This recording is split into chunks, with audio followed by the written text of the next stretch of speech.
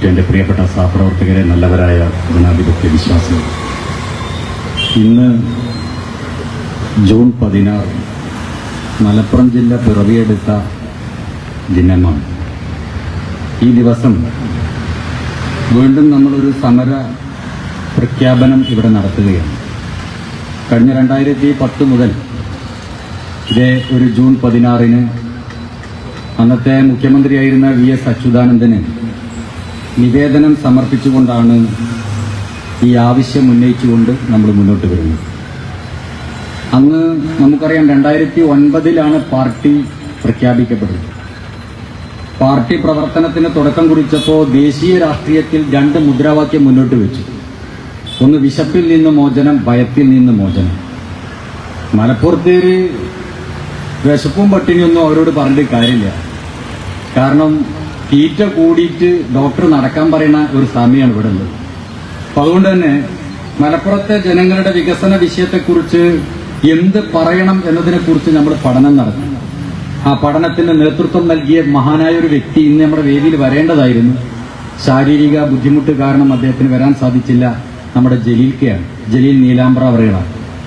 അദ്ദേഹത്തിന്റെ നേതൃത്വത്തിൽ വളരെ വിശദമായി പഠിച്ചപ്പോഴാണ് മലപ്പുറത്തിന്റെ വിദ്യാഭ്യാസ എല്ലാ മേഖലകളിലും, ഏതെങ്കിലും ഒരു മേഖല പ്രത്യേകിച്ച് പറയാനൊന്നുമില്ല, സകല മേഖലകളിലും മറ്റു ജില്ലകളുമായി താരതമ്യപ്പെടുത്തുമ്പോൾ നമ്മൾ പിറകിലാണ് എന്ന് ബോധ്യപ്പെടുന്നു. ഈ പിറകിൽ പോയ ജില്ലയെ വികസിത ജില്ലയാക്കി മറ്റു ജില്ലകളോടൊപ്പം എത്തിക്കാൻ എന്തുണ്ട് മാർഗം? അതിനെക്കുറിച്ചും പാർട്ടി ജില്ലാ ഘടകം പരിശോധിച്ചു. നമ്മൾ കണ്ടെത്തിയ വളരെ ലളിതമായ ഒരു ഉത്തരം ജില്ലയെ 2 വിഭജിക്കുക. എങ്കിൽ വികസനം സാധാരണ ജനങ്ങളിലേക്ക് നേരിട്ടെത്തിക്കാനാകും എന്ന് നമ്മൾ കണ്ടെത്തി. അതുകൊണ്ടാണ് അന്ന് ഈ ആവശ്യം ഉന്നയിച്ച് VS അച്യുതാനന്ദൻ അന്നത്തെ മുഖ്യമന്ത്രി ആയിരിക്കുമ്പോൾ നിവേദനം കൊടുത്തു. പിന്നീട് നമുക്കറിയാം 2011 സംസ്ഥാന സർക്കാർ മാറി, UDF ഗവൺമെന്റ് അധികാരത്തിൽ വന്നു. അന്ന് ഇടതുപക്ഷ ഗവൺമെന്റിന് മലപ്പുറത്തെ സംബന്ധിച്ചിടത്തോളം വേണ്ടത്ര വികസന വിഷയത്തിൽ കാഴ്ചപ്പാടുണ്ടാവണം, അല്ലെങ്കിൽ ഒരു താല്പര്യമുണ്ടാകണം എന്നില്ല. കാരണം എന്നും എക്കാലത്തും UDFന്റെ ഉരുക്ക് കോട്ട എന്നൊക്കെ പറയുന്ന ഒരു പ്രദേശമായി ജില്ല നിൽക്കുകയാണ്. അപ്പൊ ഇവിടുത്തെ രാഷ്ട്രീയം പറയുന്ന, ഇവിടുത്തെ ജനങ്ങളുടെ വോട്ട് കൊണ്ട് എക്കാലത്തും ജയിച്ചു വരുന്ന പ്രധാന പാർട്ടി നേതൃത്വം നൽകുന്ന ആ ഗവൺമെന്റിന്റെ മുമ്പിലും ഈ ആവശ്യം നമ്മൾ മുന്നോട്ട് വെച്ചു. ഇന്നത്തെ ഗവൺമെന്റ് പോലെ അല്ല. അന്ന് കുഞ്ഞാലിക്കുട്ടി സത്യവാചകം ചൊല്ലിയത് തൊപ്പി വെച്ച് അള്ളാഹുവിന്റെ നാമത്തിലാണ്. അപ്പൊ കുഞ്ഞാലിക്കുട്ടി വേറെ കോലത്തിലാണ്. അല്ല, അന്ന് അങ്ങനെ അള്ളാഹുവിന്റെ നാമത്തിൽ സത്യപ്രതിജ്ഞ ചെയ്ത് അധികാരമേറ്റ കുഞ്ഞാലിക്കുട്ടിയുടെയും മുസ്ലിം ലീഗ് UDFന്റെ നേതാക്കന്മാരുടെ മുമ്പിലും ഈ ആവശ്യം മുന്നോട്ട് വെച്ചു. നിഷേധാത്മക നിലപാടാണ് സ്വീകരിച്ചത്. അപ്പൊ നമ്മൾ ഒരു ചോദ്യം മലപ്പുറത്തെ ജനങ്ങളുടെ മുമ്പിൽ ഇട്ടു: മലപ്പുറം എന്ത് നേടി? ആ ചോദ്യം മുസ്ലിം ലീഗുകാരെ കുറച്ചൊന്നല്ല അസ്വസ്ഥരാക്കിയത്. മലപ്പുറം എന്ത് നേടി? നമ്മൾ കണക്ക് വെച്ചു, കണക്കുകൾ നിരത്തി. നേരത്തെ ഇവിടെ ഉദ്ഘാടകൻ തൊട്ട് എല്ലാവരും സൂചിപ്പിച്ചതുപോലെ 4 ജില്ലകളിലെ ജനസംഖ്യ മൊത്തം പരിശോധിച്ചു. വയനാട്, പത്തനംതിട്ട, ഇടുക്കി, കാസർഗോഡ്, ഈ 4 ജില്ലകളിലെ മൊത്തം ജനസംഖ്യയും മലപ്പുറം ജില്ലയിലെ ജനസംഖ്യയും താരതമ്യപ്പെടുത്തുമ്പോൾ ജനസംഖ്യയിൽ നമ്മൾ വീണ്ടും 1ാമത് നിൽക്കുകയാണ്. ഈ ജില്ലയിൽ നമുക്കുള്ള സൗകര്യങ്ങൾ നമ്മൾ പരിശോധിച്ചു. സൗകര്യങ്ങളിൽ വളരെ കുറവ്. അപ്പൊ ഇതൊക്കെ കണക്ക് വെച്ച് ഒരു ലഘുലേഖ, ഒരു ഡമ്മി 180ലാണ് ആ ലഘുലേഖ അടിച്ചത്. ആ ലഘുലേഖ ജനങ്ങളുടെ എല്ലാ വീടുകളിലും എത്തിച്ചു.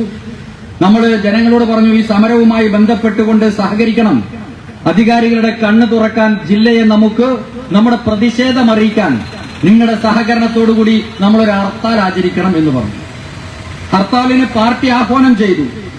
അന്ന് CPIM മലപ്പുറം ജില്ലാ ഘടകം സെക്രട്ടേറിയറ്റ് ആ ഹർത്താലിനെ വിഘടനവാദം തള്ളണം എന്ന് പറഞ്ഞിട്ടാണ് രംഗത്ത് വന്നത്.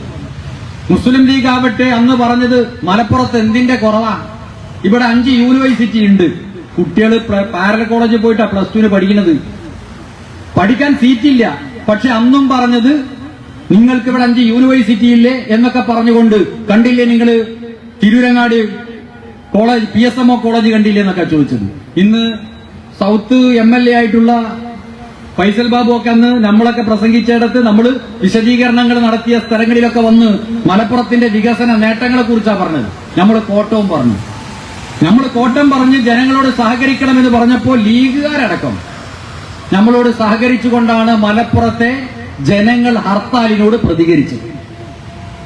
വലിയ തോതിൽ ഇവിടെ വികസനം നടക്കുന്നു എന്ന് പിന്നീട് കുഞ്ഞാലിക്കുട്ടിയും സംഘവും വരുത്തി തീർക്കാൻ ശ്രമിച്ചു.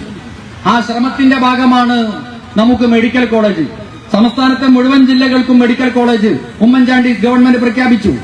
മലപ്പുറത്തെ 41 ലക്ഷം ജനങ്ങൾക്കും ഒരു മെഡിക്കൽ കോളേജ്. ആ മെഡിക്കൽ കോളേജ് എങ്ങനെയാ വന്നത്? നമ്മുടെ ജനറൽ ആശുപത്രി, മഞ്ചേരിയിൽ ഉണ്ടായിരുന്ന ജനറൽ ആശുപത്രിയെ മെഡിക്കൽ കോളേജ് എന്ന് ബോർഡ് വെച്ച് മാറ്റുകയാണ് ചെയ്തത്. ആ ഉദ്ഘാടനത്തിന് അന്ന് ഉമ്മൻചാണ്ടി വന്നപ്പോ ലീഗ് ഭയങ്കര കൊട്ടിഘോഷിച്ചു.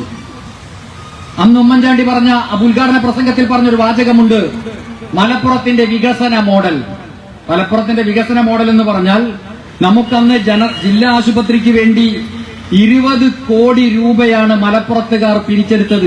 എത്തിങ്കാന നടത്താൻ വേണ്ടി നമ്മൾ പിരിക്കുന്നത് പോലെ അറബി കോളേജിന്റെ നടത്തിപ്പിന് വേണ്ടി നമ്മൾ പിരിവെടുത്ത് മുന്നോട്ട് പോകുന്നത് പോലെ മെഡിക്കൽ കോളേജ് തുടങ്ങാൻ, അതിന്റെ കെട്ടിടം ഉണ്ടാക്കാൻ 20 കോടി രൂപ പിരിവെടുത്തുണ്ടാക്കിയ ഒരു മെഡിക്കൽ കോളേജ്. എന്നിട്ട് ഉമ്മൻചാണ്ടി എന്ന് പറഞ്ഞത് മലപ്പുറത്തിന്റെ വികസന മോഡൽ എന്ന് വെച്ചാൽ നമ്മള് പിരിവെടുത്ത് ബിൽഡിംഗ് ഉണ്ടാക്കി, ആ ബിൽഡിംഗ് ഉദ്ഘാടനം ചെയ്യുന്ന പണി മാത്രമാണ് അന്ന് ഉമ്മൻചാണ്ടി എന്ന മുഖ്യമന്ത്രിക്കുണ്ടായിരുന്നത്. ബാക്കി കാര്യമൊക്കെ കുഞ്ഞാലിക്കുട്ടി പിരിവെടുത്ത് ഇവിടുത്തെ ജനങ്ങളുടെ പോക്കറ്റ് പണം വാങ്ങി അദ്ദേഹം നടത്തുമായിരുന്നു. മറ്റൊരു ജില്ലയിലുമില്ല. കോട്ടയം ജില്ലയിൽ മനോരമയ്ക്ക് വരെ സർക്കാരിന്റെ ഫണ്ട് കൊടുക്കുക. അപ്പോഴാണ് അടിസ്ഥാന സൗകര്യത്തിന് ആശുപത്രിക്ക് പോലും നമ്മൾ പിരിവെടുക്കേണ്ടി വരിക. നമ്മളിതിനെ ചോദ്യം ചെയ്തു, വമ്പിച്ച ചോദ്യം. നിങ്ങൾ ആലോചിച്ച് നോക്കൂ, അന്ന് ഈ രീതിയിലുള്ള വികസന വിഷയമാണ് മുന്നോട്ട് കൊണ്ടുവന്നത്. പഠിക്കാൻ കുട്ടികൾക്ക് സീറ്റില്ല, നേരത്തെ ഇവിടെ പറഞ്ഞു.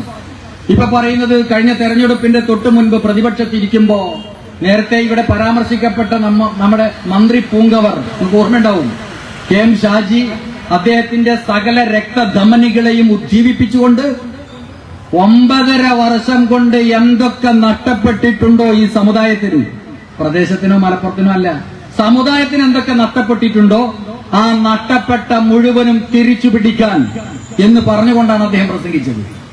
സമുദായത്തിന് തിരിച്ചു പിടിക്കാനുള്ള നട്ടല് ബലമൊന്നും അത് പറയാനുള്ള, അല്ലെങ്കിൽ മുൻ നേതാക്കന്മാര് പണ്ട് കാലത്ത് CH-ഉം കോക്കർ സാഹിബിനെ പോലെയുള്ളവരൊക്കെ നിവർന്നു നിന്ന് ആവശ്യപ്പെട്ടതുപോലെ നിവർന്നു നിൽക്കാനുള്ള നട്ടലിന് പിൻബലമുണ്ട് എന്ന് ഞങ്ങൾക്ക് തോന്നുന്നില്ല. അതിന്റെ ഇല്ലായ്മയാണ് സത്യപ്രതിജ്ഞ തുടങ്ങി പിന്നീടുള്ള ഓരോ ഘട്ടത്തിൽ. നേരത്തെ ഇവിടെ പരാമർശിച്ചു കുറെ കാര്യത്തിൽ. ഞാൻ പറയുന്നത് മുസ്ലിം ലീഗിന്റെ മന്ത്രിമാർ ഇനി ചെയ്യേണ്ട ഒരു കാര്യമുള്ളൂ. എന്തെങ്കിലും പത്രക്കാർ ചോദിച്ച ക്ഷീരദിന ആശംസകൾ എന്ന് പറയുന്നത് പോലെ വല്ല ഏതെങ്കിലും ആശംസകൾ പറഞ്ഞ് കേച്ചിലാവലാണ് ഏറ്റവും നല്ലത്, അല്ലേ? ബിന്ദു കൃഷ്ണ അങ്ങനെയാണ്. അവര് കുടുങ്ങിയെന്ന് കണ്ടു, ഇനി രക്ഷയില്ല. കാരണം വെള്ളാപ്പള്ളിയുമായിട്ടുള്ള ബന്ധത്തെക്കുറിച്ച്, അതുമായി ആ വിഷയത്തെക്കുറിച്ച് വളരെയധികം ചർച്ച ചെയ്ത് വോട്ട് വാങ്ങിച്ച ഒരു മുന്നണി, ആ മുന്നണിയിലെ പ്രധാനപ്പെട്ട ഒരു മന്ത്രി അവിടെ പോയി വന്നതിനെ പത്രക്കാർ ചോദിക്കുക. അപ്പോ നേരെ അതിൽ നിന്ന് രക്ഷപ്പെടാൻ വേണ്ടി അല്പസമയം നിന്നുകൊണ്ട് പറഞ്ഞത് ക്ഷീരദിനാശംസകൾ. ഇനി നിങ്ങളുടെ മുമ്പിൽ മറുപടിയില്ല. 1 മാസം ആകുന്നതേ ഉള്ളൂ. ഈ ഒരു മാസക്കാലത്തിനിടയിൽ നമ്മുടെ ജില്ലയുടെ വികസന വിഷയം പറയുമ്പോ ഇപ്പൊ പറയുന്നത് എന്താ? സമുദായമില്ല. എന്നാ ജില്ലയുടെ പ്രശ്നം പറ. സമുദായം മാത്രമല്ലല്ലോ, ഇവിടെ എല്ലാ വിഭാഗം ആളുകളുമുണ്ട്. ഈ എല്ലാ വിഭാഗം ആളുകൾക്കും പഠിക്കാൻ സൗകര്യക്കുറവുണ്ട് ഇവിടെ. അത് പരിഹാരം ആവശ്യപ്പെടുമ്പോ അവർ പറയുന്നത് ആയിട്ടില്ല, ഒരുപാട് പ്രശ്നങ്ങളുണ്ട്. പ്രശ്നങ്ങൾ അവതരിപ്പിക്കാനല്ല ഇവിടുത്തെ ജനം വോട്ട് ചെയ്ത് നിങ്ങൾ അധികാരത്തിൽ കയറ്റിയത്, പരിഹരിക്കണം. അതിനെന്ത് വഴിയുണ്ട് എന്ന് ചോദിക്കുമ്പോ അഴകുഴമ്പൻ നിലപാട് സ്വീകരിച്ചാണ് ഇപ്പൊ മന്ത്രിമാർ മുന്നോട്ട് പോകുന്നത്. കുഞ്ഞാലിക്കുട്ടിനെ പറ്റി പുലിക്കുട്ടി എന്നാ പറയാം. പക്ഷേ പുലിക്കുട്ടി ഇപ്പോഴും കൂട്ടിന്ന് പുറത്തേക്ക് ഇറങ്ങിയിട്ടില്ല. ഒരു അറപ്പ് കേരളത്തിൽ ഒരു മാസക്കാലമായിട്ട് ഈ രീതിയിലുള്ള കുതൂഹലങ്ങൾ മുഴുവനും സംസ്ഥാനത്തിനകത്തുണ്ടായിട്ട് ഒരറഫ് അദ്ദേഹം പറഞ്ഞിട്ടില്ല, പറയാൻ കഴിയില്ല. നമുക്കറിയാം, ഇന്ന് രാവിലെ ഇവിടെ ഈ സെക്രട്ടേറിയറ്റിന് മുമ്പിൽ സമരം നടന്നിട്ടുണ്ട്. കുട്ടികൾക്ക് പഠിക്കാൻ സീറ്റില്ല. അന്ന് നമ്മൾ പറഞ്ഞു ഒരു കുട്ടി, തെക്കൻ കേരളത്തിൽ ഒരു കുട്ടിക്ക് 3 സീറ്റ് ഒഴിഞ്ഞെടുക്കുക. കുട്ടിക്ക് സയൻസ് വേണോ അത് പഠിക്കാം, കൊമേഴ്സ് വേണോ അതിന് പോകാം. ഹ്യൂമാനിറ്റീസ് വേണോ അതിന് പോകാം. എന്നാ കുട്ടിയുടെ അഭിരുചിക്കനുസരിച്ച്, കഴിവിനനുസരിച്ച്, യോഗ്യതക്കനുസരിച്ച്, താല്പര്യമനുസരിച്ച് ഇഷ്ടപ്പെട്ട കോഴ്സ് തെരഞ്ഞെടുക്കാൻ അവിടെ സീറ്റ് ഒഴിഞ്ഞു കിടക്കുമ്പോ മലപ്പുറത്ത് നമ്മൾ മനസ്സിലാക്കേണ്ടത് ഒരു സീറ്റില് 3 കുട്ടികളെ കസാലക്കളി മാതിരി.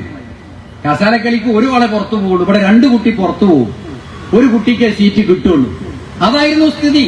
നിരന്തര സമരത്തിന്റെ പിൻബലത്തിലാണ് കഴിഞ്ഞ ഇടതുപക്ഷ സർക്കാർ താൽക്കാലിക ബാച്ച് അനുവദിച്ചത്.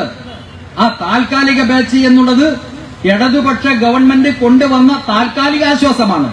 ആ ആശ്വാസം സ്ഥിര സംവിധാനമാക്കണം എന്നാണ് നമ്മൾ ആവശ്യപ്പെട്ടത്. അതിന് ശംസുദ്ദീൻ പറയുന്നത് സീറ്റ് വർദ്ധിപ്പിച്ചു എന്നുള്ളതാണ്. സീറ്റ് എന്ന് പറയുന്നത് 50 അത് ഓരോ അധ്യയന വർഷവും വർദ്ധിപ്പിക്കും. അത് 65 പിന്നീട് 15, 20, 30% വർദ്ധിപ്പിക്കുന്ന ഒരു പതിവുണ്ട്. ആ പതിവ് പ്രഖ്യാപനത്തിനപ്പുറത്തേക്ക് ഒരു സീറ്റ് പോലും കഴിഞ്ഞ ഇടതുപക്ഷ ഗവൺമെന്റ് കൊണ്ടുവന്നതിനപ്പുറത്തേക്ക് ഒരു സീറ്റ് പോലും മലപ്പുറത്ത് UDF അല്ലാതെ മറ്റാരുമില്ല. ജില്ലാ പഞ്ചായത്തില്ല, എല്ലാ മേഖലകളിലും UDFന്റെ അപ്രമാദിത്വം നിലനിൽക്കുന്ന ഒരു ജില്ലയിലെ കുട്ടികളുടെ പഠനത്തിന് വേണ്ടി ഒരുക്കാൻ ഈ ഗവൺമെന്റ് അധികാരത്തിൽ വന്നതിന് ശേഷം സാധിച്ചിട്ടില്ല. അന്നുണ്ടായതാണ്.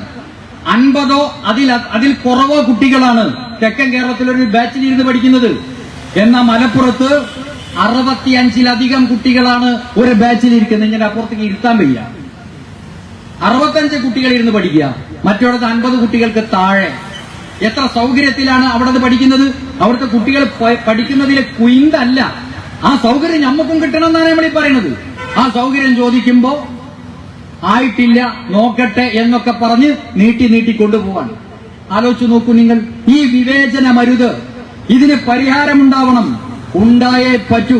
Social democratic party of India അന്ന്, ഒരുപക്ഷെ ഇന്ന് കാണുന്ന social democratic party of India ആയിരുന്നില്ല, ഞങ്ങളുടെ ശൈശവഘട്ടത്തിലെ ഒരാവശ്യമായി, ഞങ്ങളുടെ പാർട്ടിയുടെ തുടക്കത്തിലെ, ഞങ്ങളുടെ ശൈശവഘട്ടത്തിലെ ഒരാവശ്യമായി അത് ഉയർത്തിക്കൊണ്ടുവന്നതാണ്. എങ്കിൽ ഇന്ന് 18 വർഷം പ്രായപൂർത്തിയായ ഒരു രാഷ്ട്രീയ പാർട്ടിയാണ് social democratic party of India എന്നുള്ളത് കൊണ്ട് തന്നെ അതിന്റെ മലപ്പുറം ജില്ലാ ഘടകം ഈ പ്രദേശത്തെ മലപ്പുറത്തെ ജനങ്ങളുടെ വികസനത്തിന്റെ നാഴികക്കല്ലായി വിശേഷിപ്പിക്കാവുന്ന ഒരു അജണ്ടയാണ് മുന്നോട്ട് വെക്കുന്നത്. ആ അജണ്ട കൂടുതൽ ചർച്ച ചെയ്തുകൊണ്ട് നേടിയെടുക്കുന്നത് വരെ അതിന്റെ ചില പ്രതികരണങ്ങളൊക്കെ നമ്മൾ കണ്ടുകൊണ്ടിരിക്കുന്നുണ്ട്. പക്ഷേ നിരുത്തരവാദിത്തത്തോടു കൂടിയാണ് ഇവർ പ്രതികരിക്കുന്നത്. ഇവർ പറയുന്നത് പഠനം ആവശ്യമാണ്. KPA മജീദ് സാഹിബ് ഈ UDF യോഗത്തിൽ പറഞ്ഞത്രേ പഠിക്കാൻ വേണ്ടി ഒരു സ്പെഷ്യൽ ഓഫീസറെ നിയമിക്കണം. മജീദ് സാഹിബെ, ജില്ലയുടെ കുറവിനെ കുറിച്ച് പഠിക്കാൻ സ്പെഷ്യൽ ഓഫീസറോട് ഞങ്ങളുടെ ബ്രാഞ്ച് പ്രസിഡന്റിനെ ഒന്ന് കാണാൻ പറഞ്ഞാൽ മതി, അയാൾ കൊടുക്കും കണക്ക് ഇവിടുത്തെ സ്ഥിതി എന്താണെന്ന്. ഇവിടുത്തെ പ്രധാനപ്പെട്ട ഒരു ഉത്തരവാദിത്തപ്പെട്ട ഒരു പാർട്ടിയുടെ നേതാവ് പഠിക്കാൻ ഒരു സ്പെഷ്യൽ ഓഫീസർ, വളരെ പരിതാപകര ഇവിടുത്തെ സ്ഥിതി. എന്നിട്ട് ഇത് പറഞ്ഞുകൊണ്ട് ഇങ്ങനെ പോവാൻ. നിങ്ങൾ ആലോചിക്കേണ്ടത് ഒന്നും പ്രത്യേകിച്ച് കിട്ടും തോന്നുന്നില്ല കേട്ടോ. ഒരു സാധ്യതയും നമ്മൾ കാണുന്നില്ല. തൽക്കാലം ഇത് കാണുമ്പോൾ മലപ്പുറത്ത് അന്ന് പറഞ്ഞത് എന്താ, എന്തിന്റെ കുറവ് അവിടെ നിന്നാ കണ്ടില്ലേ നിങ്ങൾ? അറബിക് കോളേജ്, മദ്രസകള്, സ്കൂളിന്റെ മൊഞ്ച്, പള്ളികള്, കെട്ടിടങ്ങള്, വീടുകൾ കണ്ടില്ലേ? ഇതൊന്നും ഇടതും വലതും കേരളത്തിൽ മാറി ഭരണം നടത്തിയതിന്റെ ഗുണഫലമായി ലഭിച്ചതല്ല. മലബാറിൽ നിന്ന്, മലപ്പുറത്ത് നിന്ന് പ്രത്യേകിച്ചും ഒരു വീട്ടിൽ നിന്ന് ഒന്നിലധികം ആളുകൾ അവരുടെ കുടുംബത്തിന് മെച്ചപ്പെട്ട ജീവിതം മുന്നിൽ കണ്ട് വിദേശ രാജ്യങ്ങളിൽ കുടുംബത്തെ വിട്ടുപോയി, നാടിനെ വിട്ടുപോയി ജോലി ചെയ്തുണ്ടാക്കിയ, അവരുടെ സമ്പാദ്യം കൊണ്ട് കെട്ടിപ്പൊക്കിയ ഇവിടുത്തെ മനോഹരമായ കെട്ടിട സമുച്ചയങ്ങളെ ചൂണ്ടി അതൊക്കെ ഞങ്ങളുടെ ഭരണനേട്ടമാണ്, ഞങ്ങളുള്ളത് കൊണ്ടാണ് ഇതുണ്ടായത് എന്ന് അവകാശപ്പെടുന്നവരാണ് ഇവർ എന്നുള്ളത് നമ്മൾ മനസ്സിലാക്കേണ്ടതുണ്ട്.